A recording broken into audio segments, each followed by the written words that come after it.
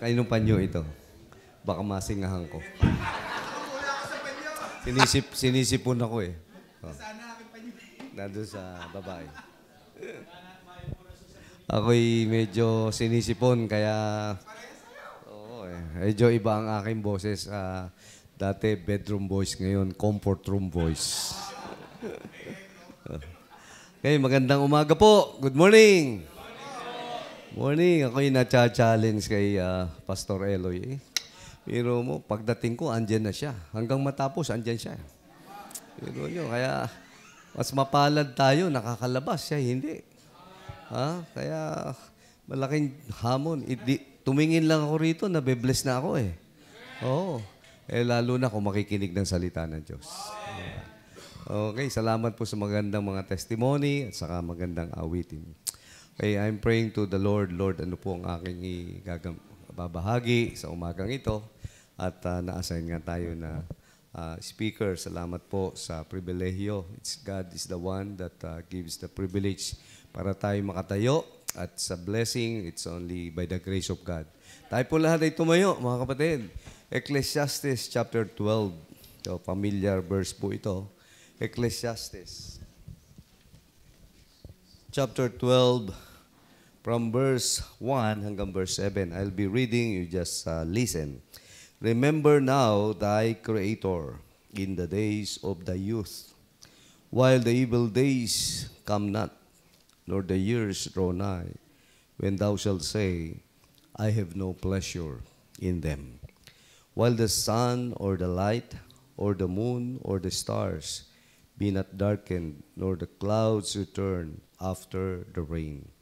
In the day when the keepers of the house shall tremble, and the strong men shall bow themselves, and the grinders cease because they are few, and those that look out of the window be darkened, and the doors shall be shut in the streets, when the sound of the grinding is low, and he shall rise up at the voice of the bird, and all the daughters of music shall be brought low.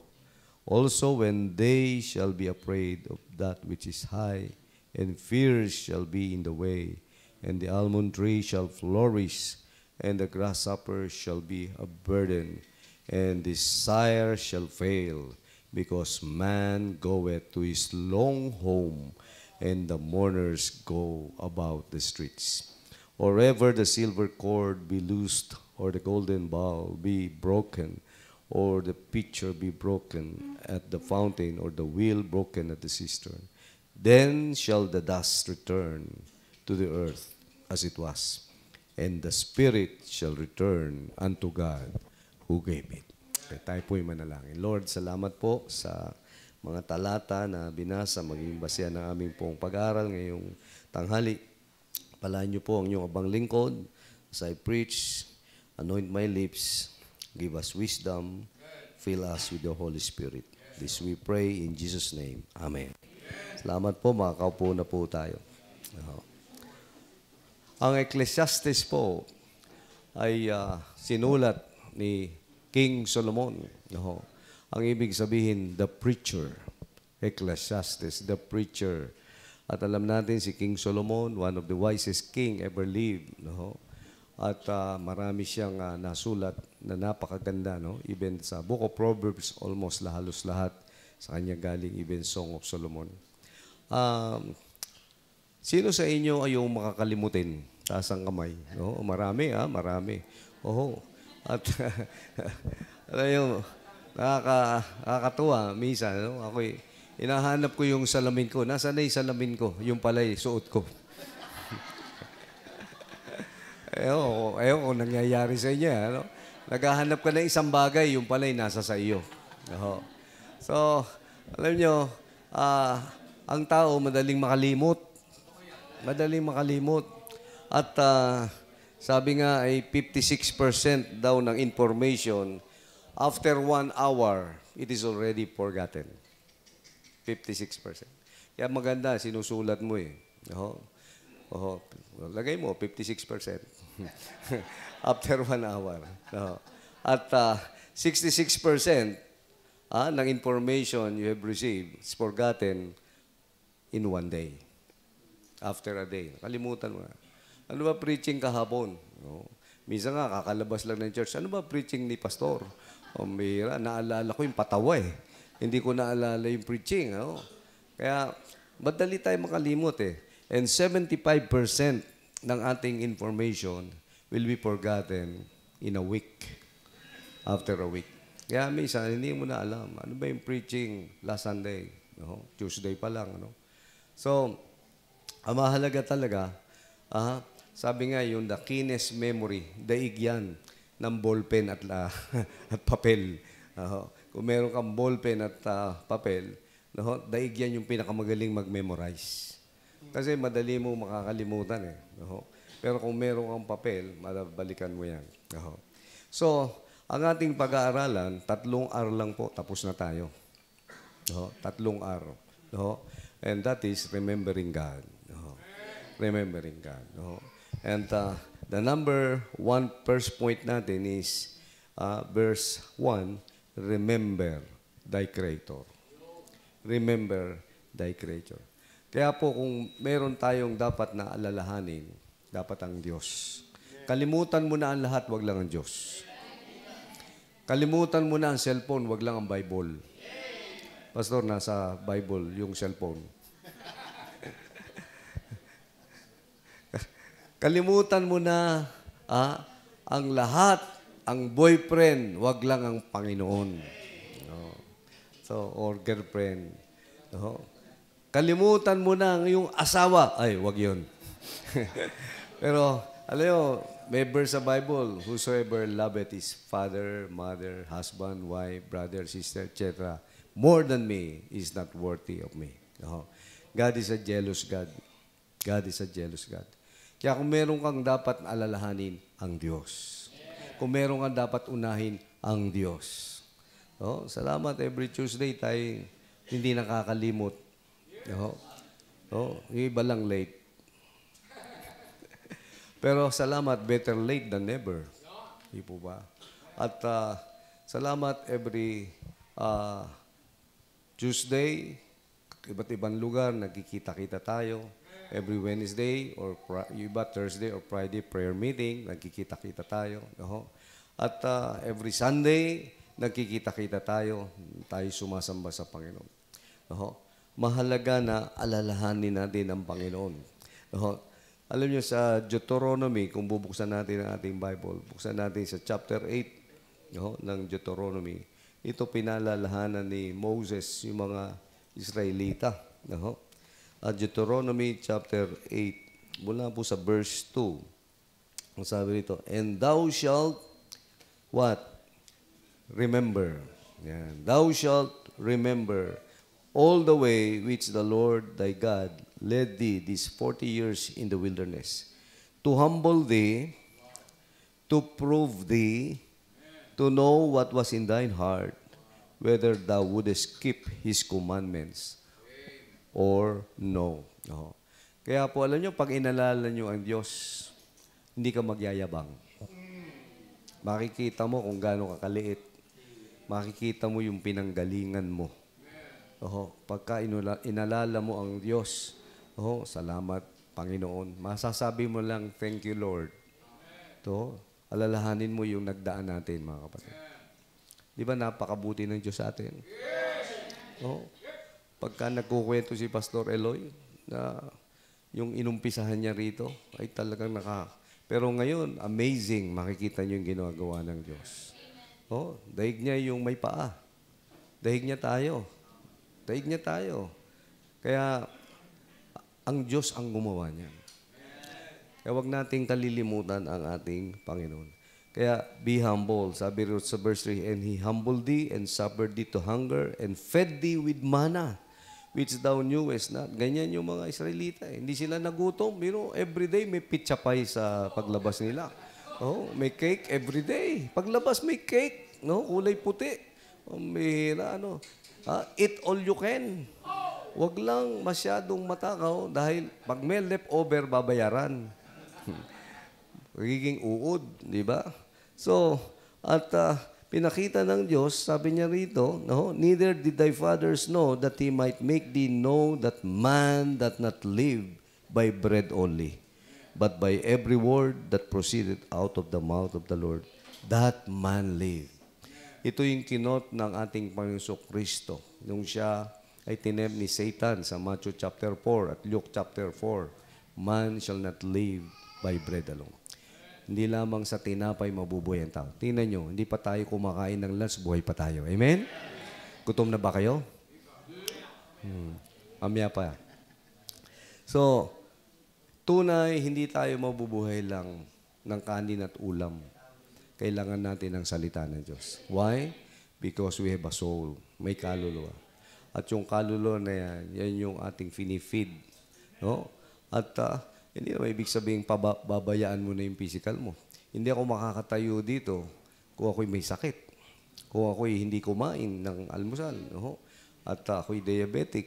Pero biyaya ng Diyos. 12:40. Ano oras na? 12:35. Pero still, ako'y nakatayo sa biyaya ng Panginoon. At it's only by the grace of God. Kanina, andun ako, uubo-ubo. Inuubo ako eh. Pero sabi ko, Panginoon, tama yung testimony kanina nung isa. Sama daw ng pakaramdam niya, papunta siya rito. Alam niyo, gagawa ang kalaban ng dyablo para hindi ka pagpalain.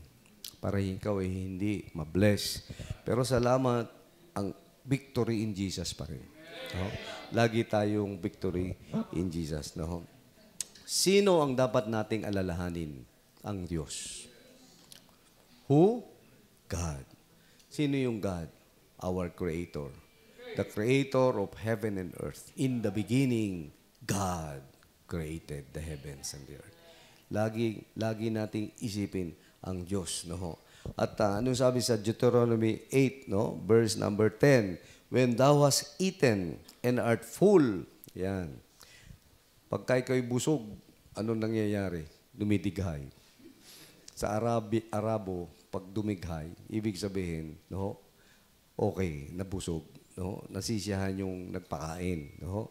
Kaya, inihintay yun nung nagpakain. Kailangan magdumigay ka.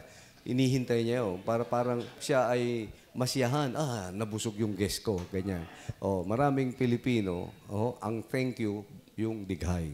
Dapat, when we are full, pasalamat tayo sa Diyos. When thou hast eaten and art full, then thou shalt bless the Lord thy God for the good land which He hath given thee.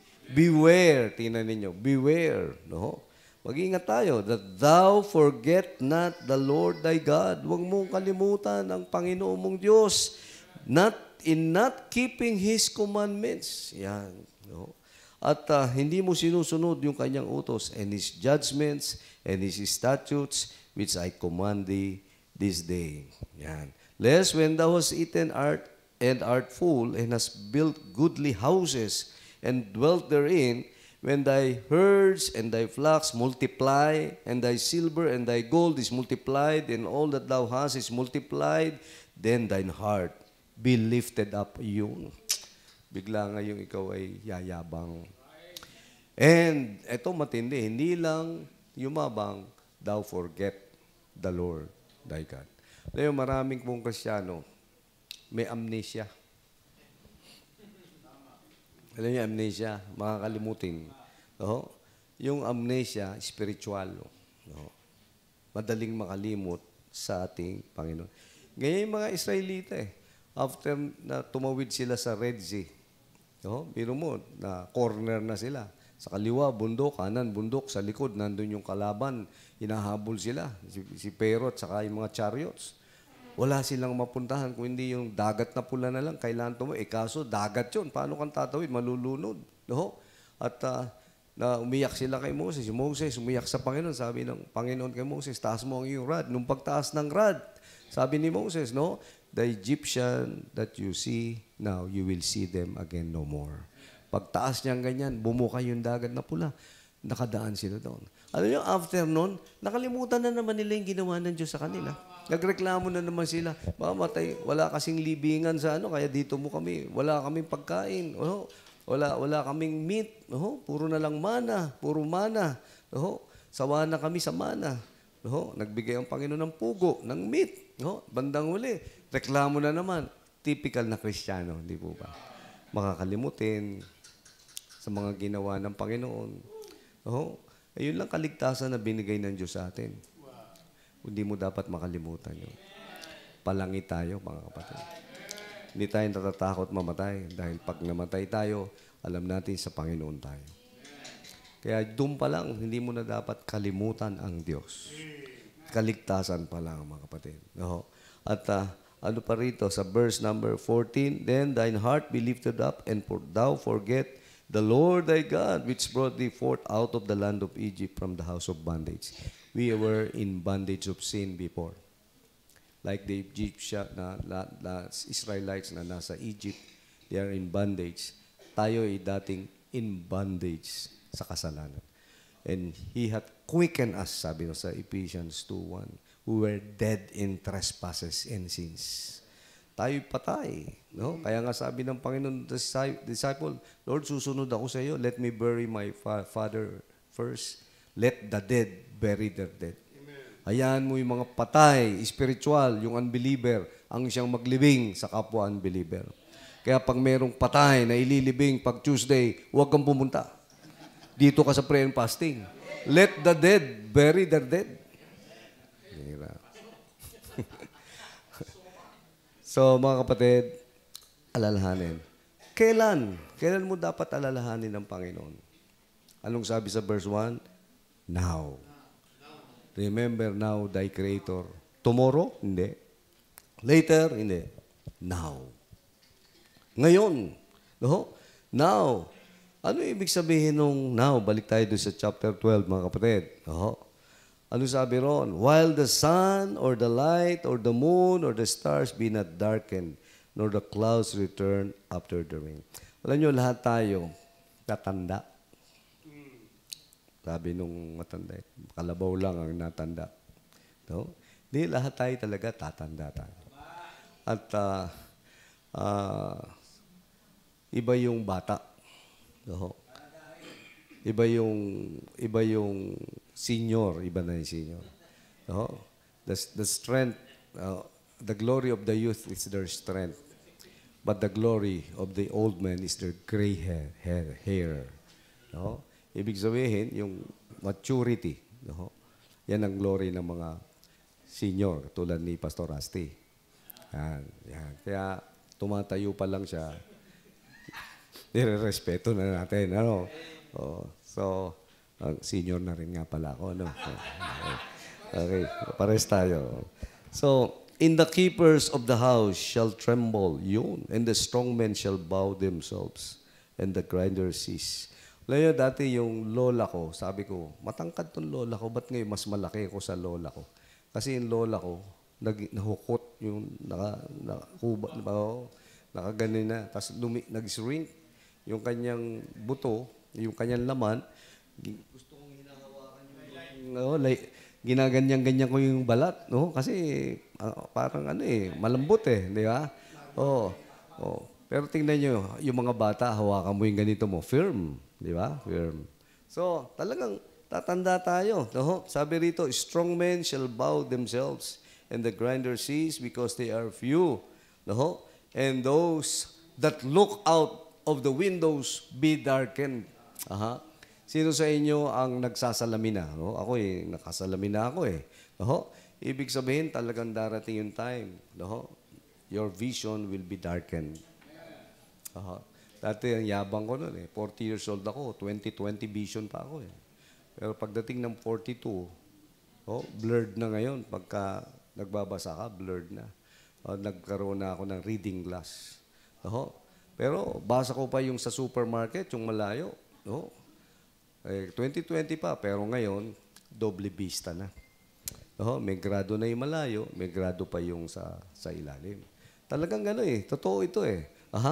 And verse 4, and the door shall be shut in the streets when the sound of the grinding is low, and he shall rise up at the voice of the bird. Pambihira. Yung voice of the bird, yung tilaok ng manok yan . Sino sa inyo yung pag tumilaok ang manok, gising na? Yung iba nga, hindi pa natilaok, gising na Di ba? Ako'y nagising po ako . Nagsi-CR ako. Talagang madaling araw at minsan matagal na akong makatulog uli. No? Ganun talaga eh. Pero yung mga teenager, tulog mantika ang sabi. No? Pag ginising mo ay ayaw magising, no? Napakasarap ng tulog. No? Kayo may edad na, tas masarap pa ang tulog, blessing yan. Blessing yan. No?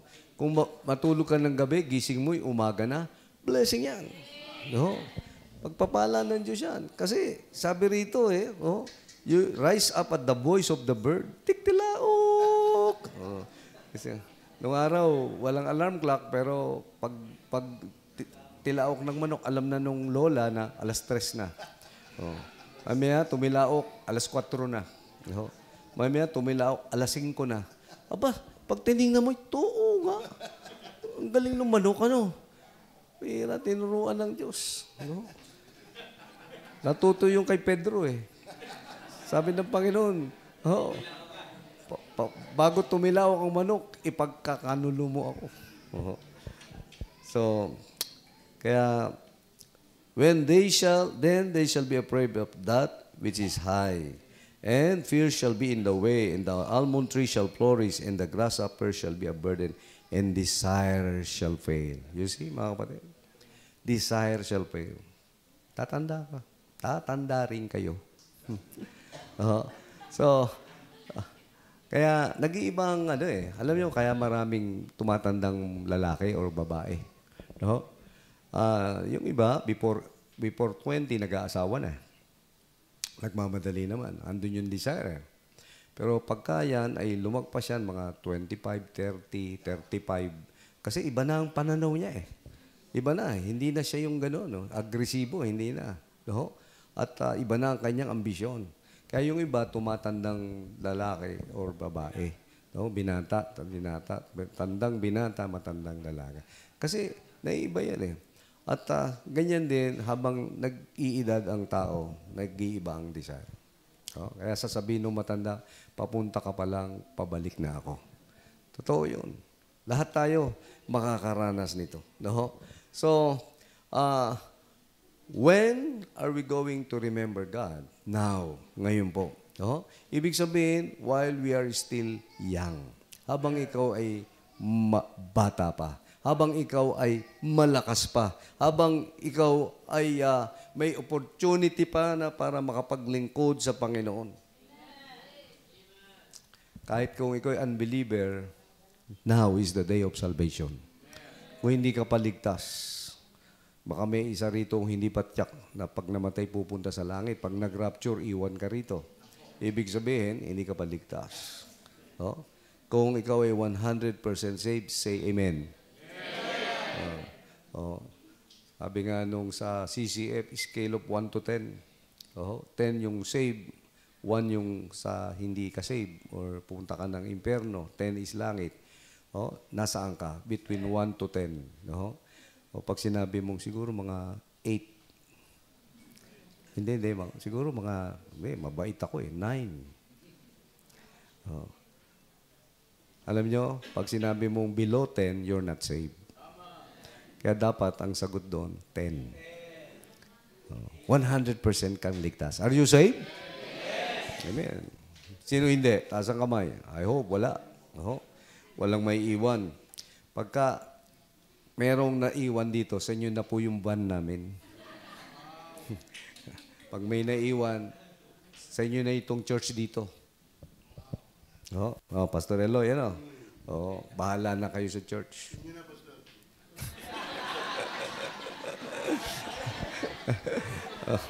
Okay, so I hope walang may iwan dito, mga kapatid.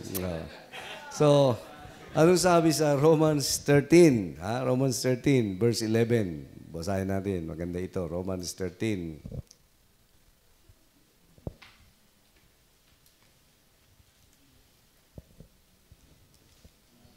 Okay, Romans 13, verse 11. And that, now, knowing the time that now it is high time to awake out of sleep. For now is our salvation nearer than when we believe. Dito namin kinuha yung aming theme sa Baguio, Awake. Knowing the time. Alam natin yung panahon, yung oras. Now it is high time to awake out of sleep. Hoy, gising na. Gising. Huwag ka nang matulog. Huwag na tayong patulog-tulog kasi malapit nang dumating ang Panginoon. Pastor, sinabi yan, panahon pa ni Peter hanggang ngayon eh. Sabi ni Peter nga eh, hindi mo ba alam? 1,000 years, one day lang sa Panginoon. 2023 lang, hindi 2 days pa lang sa Panginoon. Kung i-equal mo yung 1,000 is to 1. Kasi maraming pilosopo. Lagi nyo siya sabi, malapit na dumating ang Panginoon. Hanggang ngayon, wala pa nga eh. Like a thief in the night. Yung mga nangyayari ngayon, mga kapatid, yung sa Hamas at saka yung sa Israel. Although, nung araw pa yan daw eh. Panahon pa ni David and Goliath yan eh. The Philistines, at saka yung mga Hudyo. Pero mga kapatid, these are signs. Bakit? Nagpaplano ang Russia at ang China, kakampihan ng Hamas. Nagpaplano ang Iran, Arab countries. Yan yung Persia nung araw eh, Iran. Ngayon ay Persia. Na sila ay kakalabanin ng Israel. So, kakampihan ng Hamas. So, matutupad na yung propesiya na sinasabi natin sa Revelation. At yung Gog and Magog, the Russia. Alam niyo ba, bakit sa Gog and Magog ay kabayo ang gagamitin? Wala na pong mga tangke. Alam niyo kung bakit? Kasi wala nang oil. Pinasabog na yung mga oil. Parang yung sinasabing sa Bible na 1/3 naging dugo, yung blood, yung sea naging blood. Marami. At magsasabugan na yung mga nuclear niyan. Pero salamat, rapture na yun, nauna na tayo. Nasa Panginoon na tayo. Yan ang advantage ng Kristiyano. Mara-rapture na tayo. Pero kaya, kabayo ang gagamitin doon, mga kapatid. At ang marami ngayong nag-aalaga ng kabayo, Russia at China. Marami silang kabayo. Pastor, marami tayong kabayo sa Tagaytay, saka sa Baguio. Yun yung inaarkila. Hindi yan yung kabayong gagamitin, mga kapatid. Para sa mga bata yun. Pero sinasabing kabayo dito, yung mga stallion talaga. Hybrid, yung ginagamit sa pangkarera. At ang pinakamarami, tingnan nyo sa record, Russia, China. Kaya matutupad yan. Darating ang panahon, North Korea, communism, di ba? China, Russia, magkukunayb yung mga yan. Okay? So, kaya kung may panahon para alalahanin mo ang Diyos, ngayon na. Now. Hindi later, hindi bukas. Now. At kailangan gumising tayo.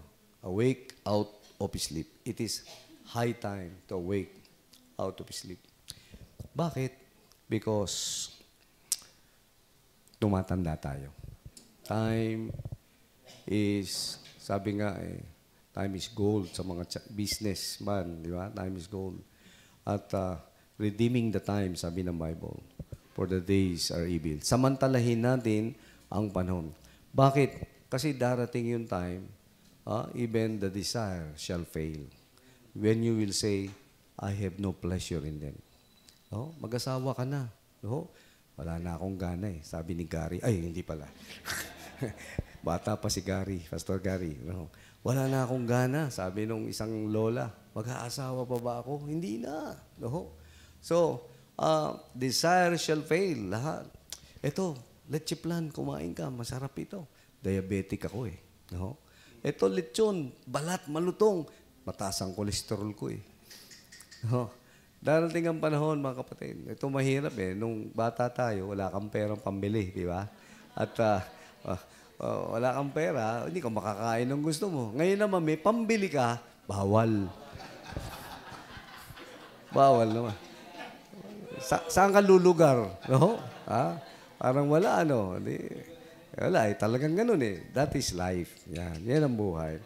Kaya nga, ang pag-asa lang natin, ang Panginoon. Yan. Tandaan po natin, remember now, thy Creator. When? Now. Bakit? Ito po ang prinsipyo. To give our productive years to God. Let's give our productive years to God. Alam nyo, 25 years po ako sa Bristol Myers Squibb. I was employed at age 22. Kaya after 25 years, nung ako'y tinur ng aking pastor sa mission trip, sabi ko, Lord, tama na yung 25 years. If you will give me another 25 years, magpo-full time ako as a pastor. I gave my life to the Lord. And it's been 17 years since then na ako'y naging pastor.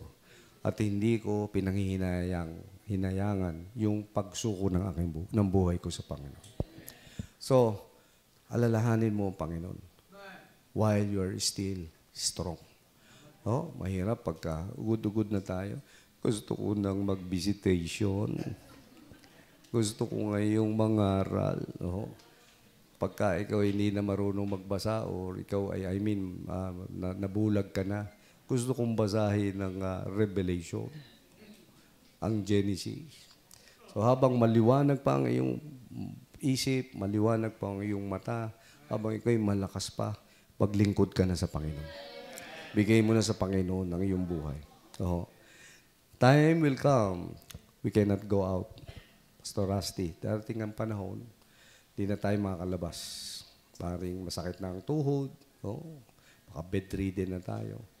Kaya yung mga susunod na mga henerasyon, yan yung mga magpapatuloy ng prayer and fasting. Yan ang magpapatuloy. I hope hanggang bago dumating ang Panginoon, hindi matatapos itong ating ginagawa, mga kapatid. Hanggang dumating ang Panginoon, until the Lord tarries. So, pangalawa, mga kapatid, the second R, remember thy Creator. The second R, readiness to face God. Readiness to face God. Last Sunday, yung aming Valiant Men, nagbigay ng special number. Alam niyo kung ano yung kanta nila? Namin, kasama pala ako dun. Are you ready? Are you ready? Are you ready for the call? Kung tatanungin ko kayo, kung haharap kayo ngayon sa Panginoon, ready ba kayo? Are you ready na humarap sa Panginoon? Marahil, yung iba sasabihin, ako naman ay tapat sa Panginoon. Kaya maganda nga kung darating ang Panginoon, tayo ay nasa paglilingkod sa Panginoon. Tayo, katulad dito, prayer and fasting, kung darating ang Panginoon, ang ganda. Tayo ay, nasaan ka nung dumating ako? Nagpe-prayer and fasting. Amen! Ang gandang testimony. Yung wala dito, ewan ko lang kung nasaan yung ibang mga kasamahan natin. Pero imagine niyo, pag dumating ang Panginoon, dapat lagi tayong prepared. Tapat. Like a thief in the night, ang pagdating ng ating Panginoon. Kaya, be ready to face God. Ang matindi kung hindi ka ligtas. Ang buhay ay maikli, sabi ni James. Life is short. Diba? Life is short. Life is brief. Whereas you know not what shall be on tomorrow, for what is your life? It's like a vapor that appears for a little time and then it vanishes away. Yan ang buhay. Now you see, now you don't. At doon sa inikbulan, laging merong nililibing. Laging may namamatay. Totoo. Kaya malakas ang punerarya doon. Ang business. Anong iyong business? Patay. Buhay ba ang business mo? Hindi, patay. Hindi, buhay ba ang business mo? Patay nga. Patay ang business ko. Kaya buhay na buhay. Maganda palang business yung patay. May buhay sa patay. Pero mga kapatid, it is appointed unto men once to die. After this is the judgment. Kaya malakas ang punerarya. Maraming namamatay. Nakatakda sa tao, mamatay minsan. Malakas din ang hospital, yung mga obigayni. Bakit? Merong nabubuhay. Merong pinapanganak. So, that is the cycle ng buhay. Pero ang pinakamahalaga, kapag ikay kinuha ng Diyos, nakakatsa ka bang sa langit ka pupunta? Or hindi mo tsak, baka sa impyerno. Remember, for the wages of sin is death, that is hell. But the gift of God is eternal life through Jesus Christ our Lord. Life is short. Life is brief. No? Kaya tiyakin mo na ikaw ay saved. Oh, ako na may laging kasama nila eh. Pag prayer fasting, sama ako. Pag nag-forward, forward din ako. Pumira, lahat. Kaya pag siguro sa langit, kasama rin siguro ako. No, hindi po ganun yun. Individual yan. You need to repent of your sins. Magsisi ka, kanya-kanya. Ang tatay ko naman, pastor. Di siguro ako naman ay ligtas. Dahil ang tatay ko ay pastor. Dama yan no? Hindi ganun, mga kapatid. Kahit yung aking anak, kailangan witnessan. Mga anak ko. So, mga kapatid, we must be ready to praise God. Bakit? Bakit? Because life is short. Lagi nating naririnig, magpakabait ka para ka pumunta sa langit. Kasi darating ang time, iwi-weigh yung goodness at saka bad na ginawa mo, bad works. Hindi po ganoon eh. Good works cannot bring you to heaven. Even nga, sabi ko lagi, yung baptist, yung religion, hindi yan dadaling ka sa langit. Pero ang baptist, tuturuan ka na si Kristo lang ang tagapagligtas. Siya lang ang daan patungo sa langit. So, tayo yun, baptist. So, pamember ka sa church, hindi rin yan. Kasi merong sa iglesia, ang ulo si Kristo, ang katawan, ang iglesia. So, kailangan kang pumasok sa katawan. Para pagka niligtas ng Diyos yung katawan, kasama ka. Pamember ka sa iglesia. Ganun ang kanilang prinsipyo, mga kapatid. Para bang sa basic, parang, kung wala kang alam sa Bible. Ba't naman yung magnanakaw? Hindi naman nagpamember sa iglesia ni Kristo yun. Ba't naligtas yun? Tama, mga kapatid? Kailan ba yung iglesia na natatag? 1914 lang. Paano yung bago mag-1914 na hindi member ng iglesia? Kaya kung ikaw yung matalino rin, iisipin mo, paano nga maliligtas? Because ang kaligtasan is believe on the Lord Jesus Christ and thou shalt be saved. Yun lang. Kaya sabi nung magnanakaw, Lord, remember me when thou comest unto thy kingdom. Bino mo yun lang kanyang sinabi, naligtas siya. Kasi nanampalataya ka. Yung pangalang L, capital L-O-R-D, pananampalataya, tinanggap niya si Kristo na Panginoon. Kaya kung tatanggapin mo si Kristo, hindi ka ligtas, maliligtas ka. Okay? So, meron pong Roman coin. Yung Roman coin, merong dalawang side na picture. Yung isang side ng picture niya, it's parehong ox, or cattle or cow, yung nandoon sa coin na yun. Yung isa, ang picture nung ox na yan is he's facing an altar. Yung cow facing an altar. At yun namang kabila ay facing a plow. Bakit facing an altar? Pag siya'y kinatay, corn beef na siya. Makakain na. Pag naman siya'y buhay pa, mag-aararo siya. Mag-aararo. Alam nyo, ganyan dapat ang Kristiyano. Habang buhay pa tayo, naglilingkod ka sa Panginoon. Pero pag kinatay ka, pag na-promote na tayo, sa langit na tayo. Sa Panginoon na tayo. You are ready to face God because you're saved. Sabi nga ni Paul, to be absent from this body is to be present with the Lord, mga kapatid. So, kailangan gayahin natin yung two sides ng coin na yung cow facing the altar at yung isa sa plow. Okay po? Ganyan dapat ang Kristiyano. Then, the last point, the third R is requirements. The requirements. Sa verse 13 to 14, makikita po natin, sabi ito, let us hear the conclusion of the whole matter. Fear God and keep His commandments. For this is the whole duty of man. The first requirement is to fear God. This is reverential fear. Hindi ito yung fear na napapanood natin na merong pangil, nakakatakot, parang zombie. Hindi yan yun. Yung multo. Pag sinabing the fear of God, that is reverential fear. No? That is holiness with submission to His will. Tingnan niyo sa Proverbs chapter 9, verse number 10. Tingnan po natin. Proverbs chapter 9, verse number 10. The fear of the Lord is the beginning of wisdom, and the knowledge of the holy is understanding. Yan. Alam niyo, hindi ka maliligtas kung wala kang takot sa Panginoon. At kung ikaw ay naligtas, dahil nagkatakot ka sa Panginoon, you're wise. You're wise. Kaya yung hindi ligtas, unwise. No? Hindi wise. No? Ano sa Tagalog yung hindi wise? Foolish. Yan. You're a fool if you will not fear the Lord. Pero dahil may takot ka sa Panginoon, wise ka. Yun yung karamihan ng young people may takot sa magulang, nakagraduate. Nakagraduate. Maganda ngayon ang trabaho. Pero yung mga walang takot sa magulang, nagbubulakbol, wala, tambay. Hanggang ngayon, nakasuso sa magulang. Mga kapatid.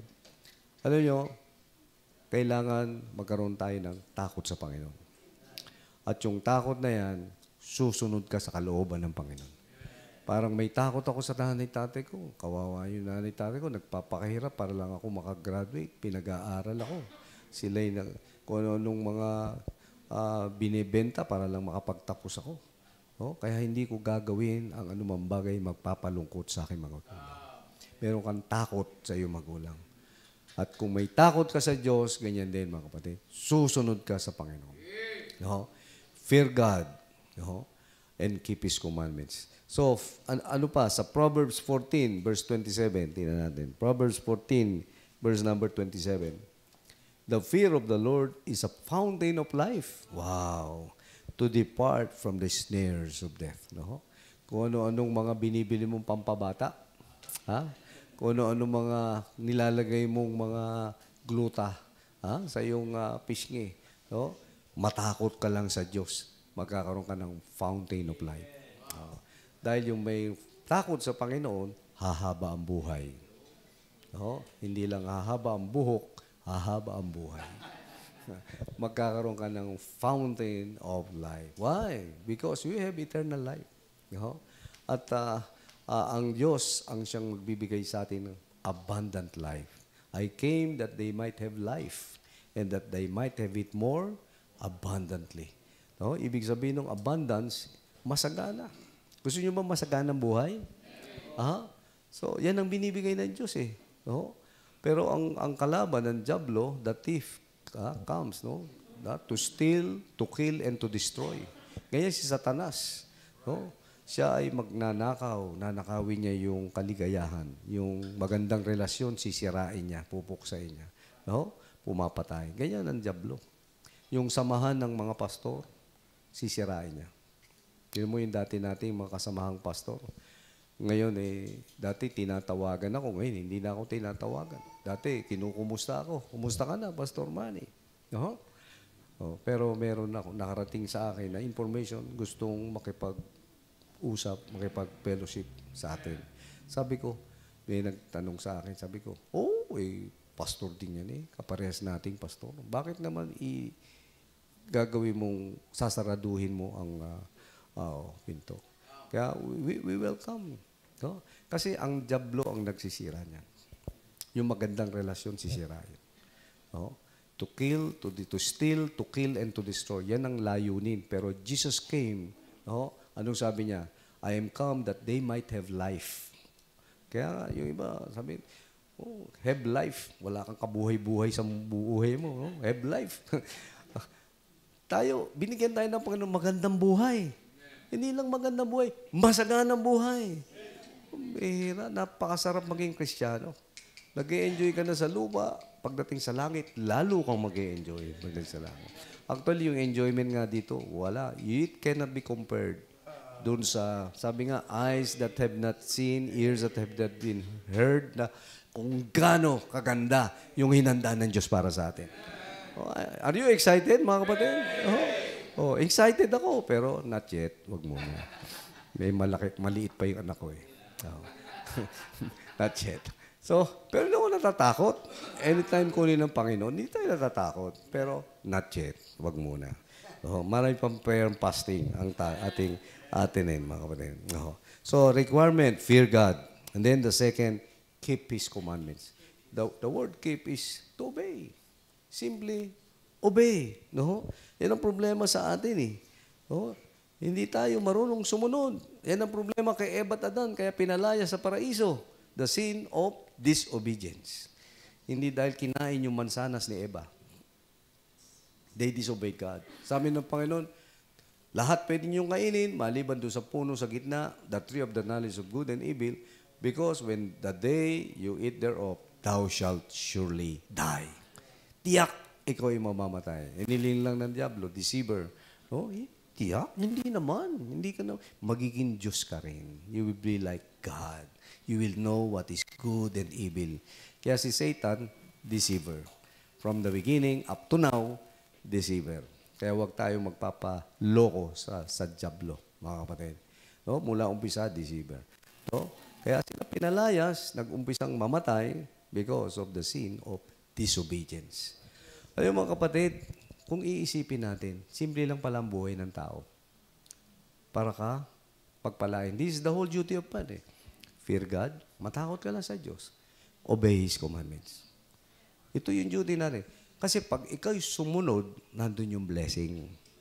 Pero pag hindi ka sumunod, andun yung cursing, andun yung pagpapalo. For whom the Lord loveth, He chasteneth, and scourgeth every son whom He receiveth. So, ang Diyos natin, disiplinahin ka kapag hindi ka sumunod. Ang tanong, sumusunod ka ba sa Panginoon? Parang ganito yan eh. Kung mahilig ka sa sabong, sa pula, sa puti. Pag hindi pula, puti, di ba? Kung sa exam, true or false. Pero true or false lang, 1 to 10. Minsan, 0 ka.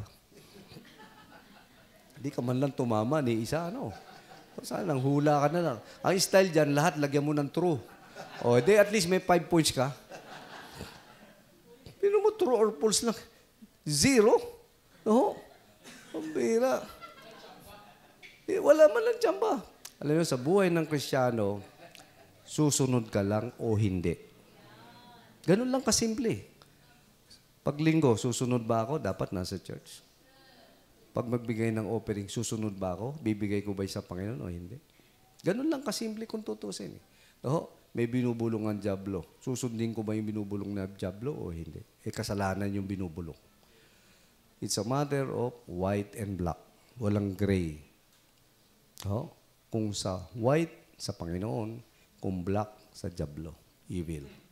Men love darkness rather than light because their deeds are evil.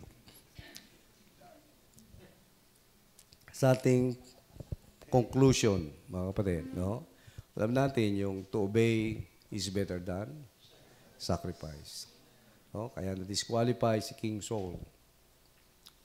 Sabi niya, kaya ako naman tinira yung hari at saka yung mga magagandang tupa, i-offering ko yan eh. Kaya sabi ni Samuel, obedience is better than sacrifice, mga kapatid.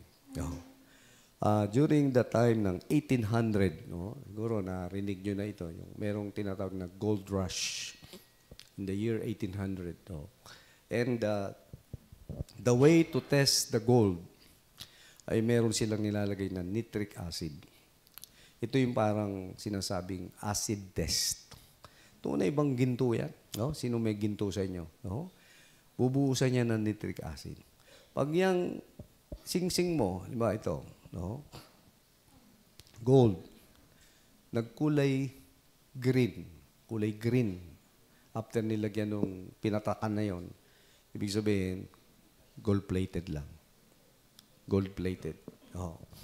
Pero kapag ka pinatakan ng nitric acid, naging color pink, silver yan. Silver. Hindi siya, white gold lang siya. Hindi siya gold talaga. And then kapag ka pinatakan na naman at naging dark brown ang kulay, 10 karat gold. 10 karat gold. And then pinatakan naman yung isang gold, naging light brown, it is a 12 karat or 14 karat gold. Yan yung pinakamataas na uri. So, mga kapatid, ano ibig sabihin nito? Paano mo malalaman ay isang Kristiyano kung 24 karat or plated lang, gold-plated? Sa kanyang pagsunod sa Panginoon. Sa kanyang obedience. If you are obedient child of God, lalabas yung kinang, you are 12 karat or 14 karat gold, mga kapatid. Kaya, fear God, keep His commandments. This is the whole duty of man. Remember now thy Creator. Now, be ready to praise God. And the requirements is fear God and keep His commandments. Tayo lahat ay tumayo, mga kapatid. Lord, salamat po sa inyong salita. Salamat po sa nakinig. Salamat sa Holy Spirit. Pagpalaan niyo po mga bagay na ito natutunan namin, mga prinsipyo